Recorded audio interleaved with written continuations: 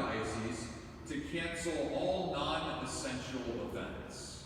So effectively, everything that is not the celebration of the Mass, or confession, or baptisms will be put on hold.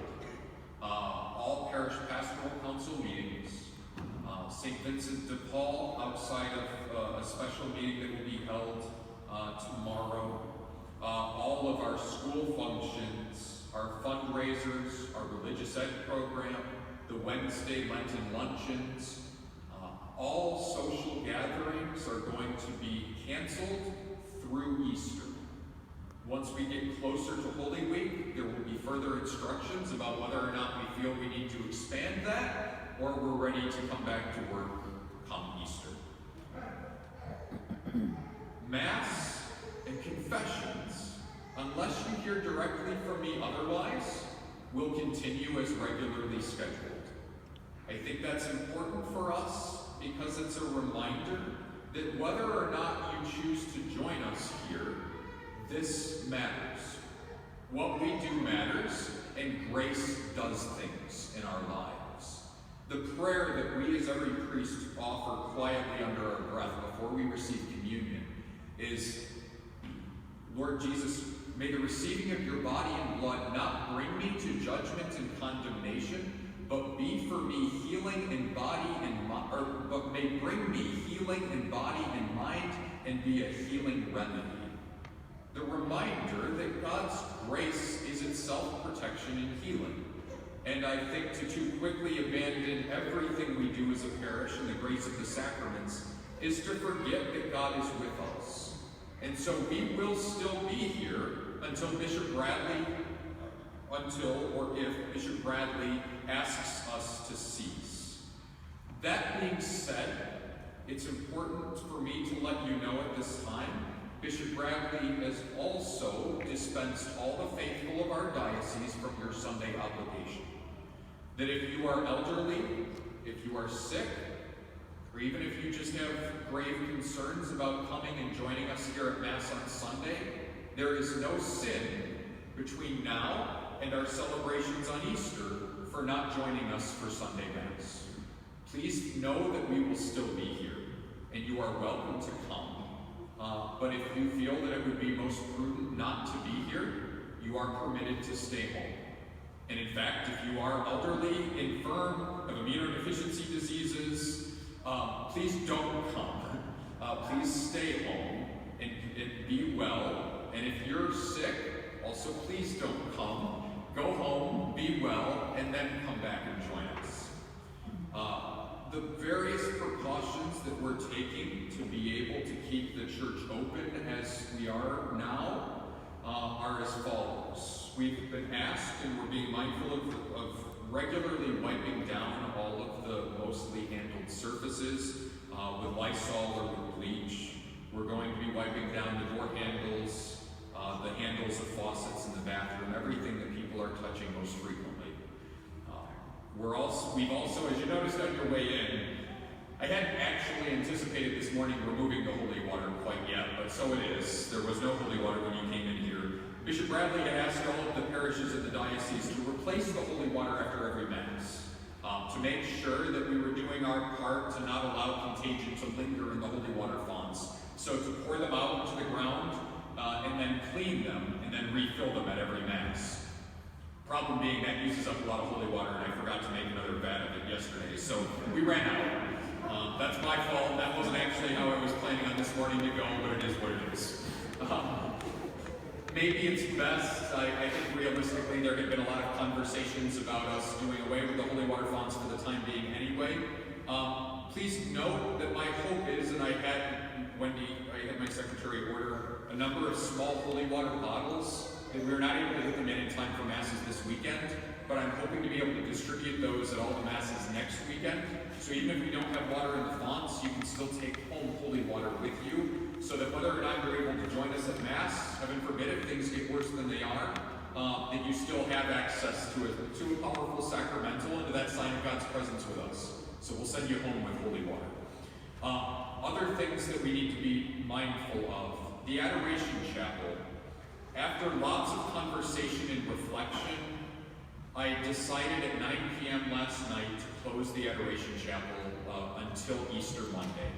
That was not a decision I wanted to have to make or I took lightly, but I have to admit that if Bishop Bradley is relieving the burden, the obligation of attending Sunday Mass, we also should make sure that you as parishioners know that there is no obligation for you to make it to the Adoration Chapel if you are one of our normal scheduled adorers. Mindful of the fact that many of the people who are signed up as our regular adorers in the Adoration Chapel are older and infirm, I want to make sure they know that they do not have to drag themselves out and endanger themselves to come and spend their hour in the chapel. That being said, our Lord is still present in the tabernacle. So if you would like to come and spend some time with Him, to get away from the craziness outside and be able to find the peace of Christ here and pray for a while at church, the chapel will still be open and the church will still be open. That I think that's particularly important in this time, that we make sure as much as possible that you're still able to get here to church, whether or not it's during the celebration of the Mass. That one of the things that winds up creating a greater likelihood of us getting sick is the stress and anxiety and panic that can come with flu season and with the transmission of illnesses. That it's known that anxiety reduces one's immune system, and so everything we can do to help you to keep some semblance of normalcy and to find the peace of Christ in the midst of all of this, I think ultimately is going to be good for the health of our parishioners. So please know that. You do not have to come for your adoration hours. The Blessed Sacrament has been reposed, but our Lord Jesus is still here for you. And I think that's ultimately the answer to all of the questions presented to us in our readings this weekend, and the non-stop questions we've gotten in phone calls and emails over the last 72 hours. And it has been non-stop. Is God in our midst or not? The resounding answer has to be yes. Absolutely He is. Our Lord has seen us through far crazier times than this, and He will see us through this too. And our Lord Jesus is here for you, and so is our parish and your priests. We are all here at your service to do our part to make sure that the love of Christ is still known in our community. On that note then, what do we do? I almost forgot. So for those of us who are gathering here for Mass, we will continue to have all of our regularly scheduled Masses, but Bishop Bradley has asked for additional precautions to be taken during the celebration of the liturgy. If you were here for daily Masses this week, we explained that earlier this week, but for the many of you who weren't, first, in all that we're doing, we want to be careful that we minimize physical interaction amongst us as parishioners. If the crowd's thin a bit, feel free to spread out. You actually do a pretty good job of that. At daily Mass, I never thought in my entire life I'd have to tell a room full of Catholics this, but I actually had to tell some of them to not sit in just the first two pews, but move out. Sit back in the back rows too. But for those of you who are here, first, please know that the sign of peace we've been asked to limit and to remove from the celebration of the Mass for the time being. So once I extend the peace of Christ to each one of you in general after the praying of the Our Father, we will not have a communal sign of peace. That does not mean I don't wish Christ's peace on you, and you do not wish it on the people sitting next to you, but we're not going to express that with a handshake for the time being. That's not an oversight. We'll go immediately from the Our Father into the singing of the Lamb of God. On that same note then too, for those of you who had been in the practice of holding hands during the celebration of the praying of the Our Father, the church hadn't asked that of us anyway. You never had to hold hands. But Bishop Bradley has asked for us to be attentive to letting people know we will explicitly not do that also for the time being. That we will limit contact in that way too. Once we get to the distribution of communion, even though I consider it to be relatively minimal risk, and different experts have said they don't think it's likely you can transmit the coronavirus readily so doing, we have removed communion from the chalice. That we're just going to be distributing communion under the species of the appearance of bread, the species of the host, at Masses at least until Easter. I think it's a beautiful reminder to us that there's nothing missing when you do that. You receive all of our Lord Jesus in the host, even if you can't receive from the chalice. It's not like you only get half of Jesus when we do that. So please know that, and that we're doing that to try to minimize the risk of transmitting any diseases to one another. And while we think the risk is low, I don't want to be wrong. Also, as you come up to receive communion, many people have asked us this week if we're only going to allow people to receive on the hands. Number one, we actually are not licitly, validly allowed to deny people to receive communion on the tongue. That's kind of considered to be the generic baseline form reception of the church. You can't be denied that as the faithful.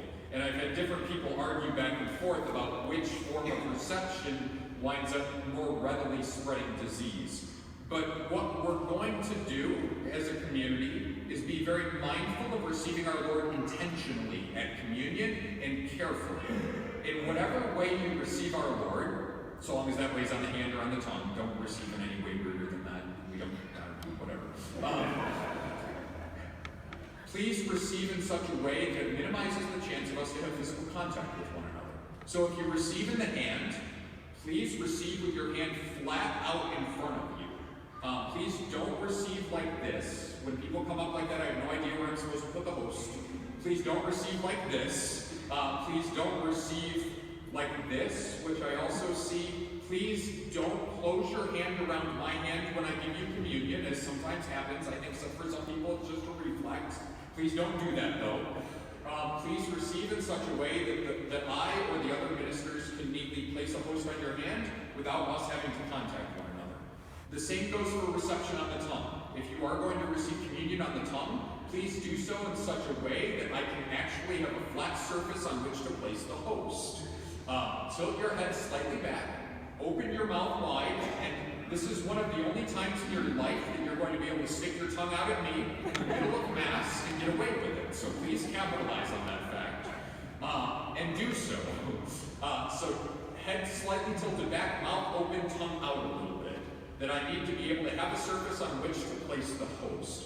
When people come up and their mouths look like coin slots, I have no idea what I'm supposed to do with this. This does not give me an opportunity to give you communion. So please don't be self-conscious about that if that's how you would prefer to receive. But in all that we do, to be mindful of the fact that our Lord Jesus is there, and we desire to receive him well, and do so in such a way as long as possible where we're minimizing the chance of spreading illness to one another. Because in all the precautions that we're taking, I think it's important for us to remember. For me personally, for us as Catholics, we're not doing all of this because we're afraid. We're not doing this because we've given into panic, like the people have who've bought 250 rolls of toilet paper. So help me. Number one, please know the coronavirus is not a gastrointestinal disease. You do not need significantly extra toilet paper in this time.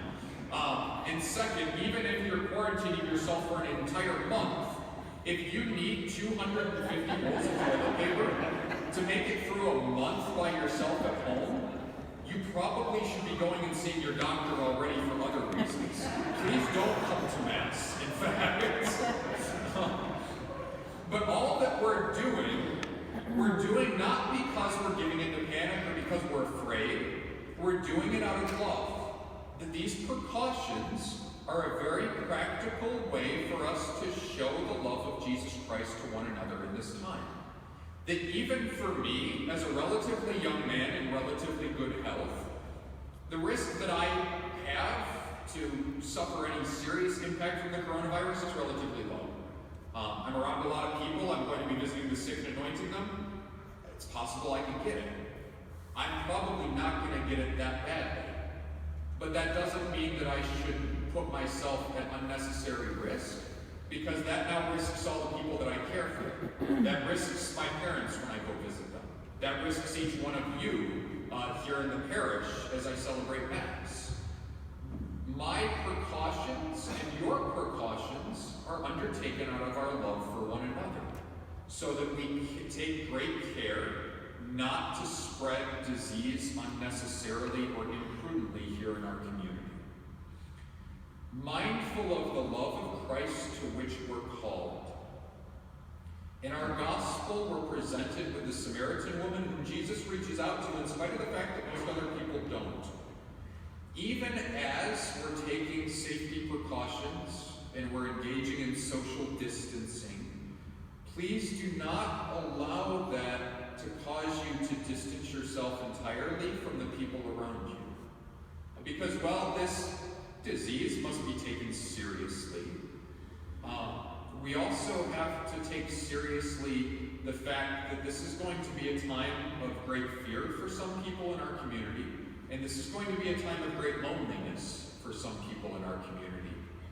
That most of the nursing homes have already called off visits. They've already said that they're not permitting visitors to come. When I go and celebrate Mass on Wednesdays, when Father Arul goes and celebrates Mass every Wednesday for Caretel and for Monsignor Sears for many years before we did it, that Mass, for some of the residents at that nursing home, was the primary encounter they have with people outside of the nursing home community. That was for some of them their social outreach of the week.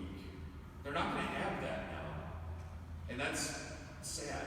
And that's probably going to be very discouraging for some of them. Don't be afraid to reach out to the people you care about and to the people who may not have anyone else there to reach out to them. Call your loved ones. Call your relatives. Call your friends. Check up on them. Check up on the little old lady at the house at the end of the street. In this time more than ever, it's important for us to be Christ's hands and feet. Make sure that you're doing that in a way that's cautious and prudent, but a phone call has zero chance of spreading disease. Going and ringing somebody's doorbell and standing at the far bottom step of their front porch and saying hi to them and making sure they're okay and leaving them a day's worth of groceries has virtually 0% chance of spreading disease. You know, if you're home alone and you have extra time because so many social events are canceled, maybe consider getting together with your kids and making a card to send anonymously to one of the nursing homes for their residents so that they know they're not forgotten. It's those little acts right now that will help people to stay strong and to know that Christ is in our midst throughout all of the craziness that may ensue over the next few weeks here in our city and in our country. Because Christ, just because we are dispensed from our Sunday obligation for the next few weeks until Easter Masses, does not mean that we are dispensed from witnessing and living the love of Jesus Christ in our communities. As Catholics, we're called to that. In the early centuries of the Church, that was what set Christians apart from almost all the rest of the world, and what attracted so many people to convert and become Christians in the first place was the fact that it was the Christians who reached out to the poor and the sick when no one else would. It was the Christians who ministered to the dying. It was the Christians who looked out for the widows and the orphans when Roman society would have allowed them to be abandoned. We don't have the luxury of abandoning people in need. Mindful of that fact, I'm going to be talking with some of our parish ministries and outreaches to see if we can set up maybe a phone call check-in team and a team of people perhaps to bring groceries to shut-ins, to those who have no one to provide for them and are afraid to leave their houses. We'll see how the next few weeks unfold, and I can't make any strong promises, but we have a very generous parish community, and I think we can pull that off. So please be aware of the fact that, in spite of the fact that a lot of other things have closed, our parish, for the time being, our parish offices, we're still open for business. And even, heaven forbid, if the offices close, Father Arul and I, Father Adams, Father Emmanuel, we're all still here. And we'll answer the phone. I mean, we might not answer the phone during the evening if it's not an emergency. We'll still go to voicemail. But we will be here during the day, and at night, if it is an emergency, please don't hesitate or feel self-conscious about calling and asking for help. I would prefer people call sooner rather than later if someone is seriously ill, if you find yourself in grave need of assistance.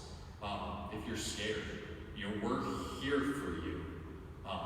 Now, please don't call late at night unless it is in fact an emergency. But this is the red phone. This is my emergency line.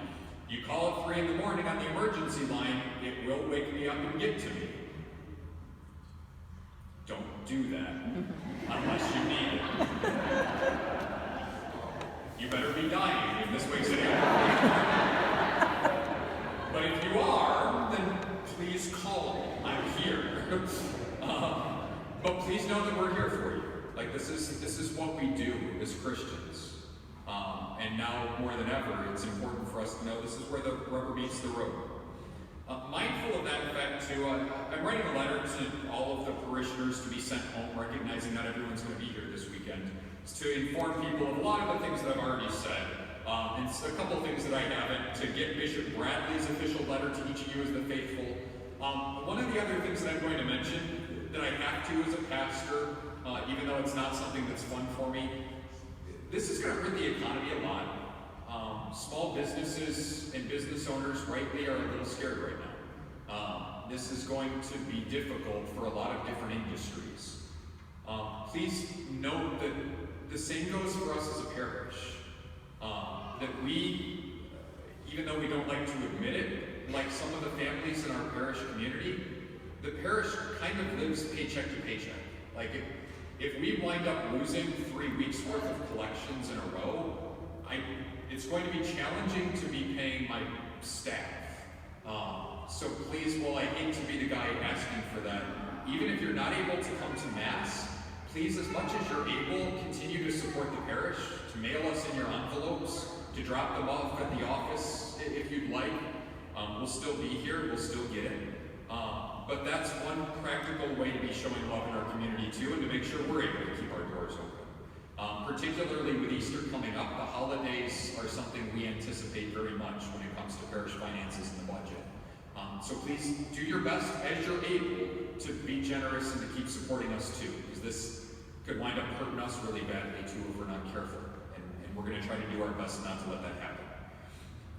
But when I was in seminary, one of the expressions that they would often use, it almost became a cliche mantra, was whenever we'd go off on a long break, the seminary faculty members would say, you cannot take a vacation from your vocation.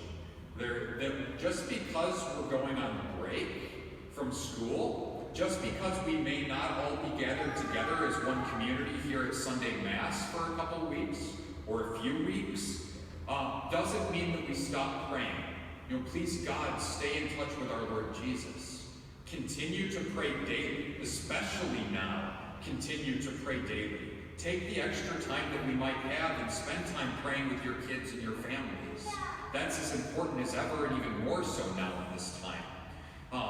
The Magnificat. Some of you have a small book that gets published monthly. Beautiful artwork. They have all the readings from every daily Mass and all the Sunday Masses. They have beautiful reflections from the saints and spiritual authors on all of the Gospels. They've said that they're cutting off needs for subscriptions to access their material on their website. If you log into the Magnificat website, they'll provide you with all of the daily Mass readings, with some cool reflections, since I know you'll greatly miss my riveting homilies if you're not here.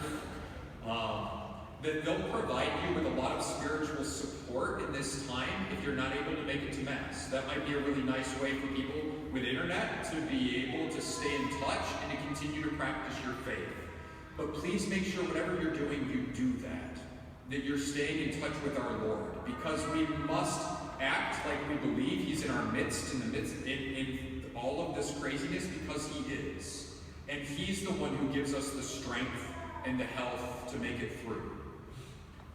As I conclude, the one thing also that I'm going to ask in the letter I send out to the parish, in just a minute, Pope Francis has put out a prayer asking the Blessed Mother's intercession for our protection and healing in this time from the coronavirus. I'm going to send that a copy to everybody. You can also find it online before you get it. If you Google Pope Francis, Coronavirus Mary, it's the very first 5 items that come up in your search. I checked.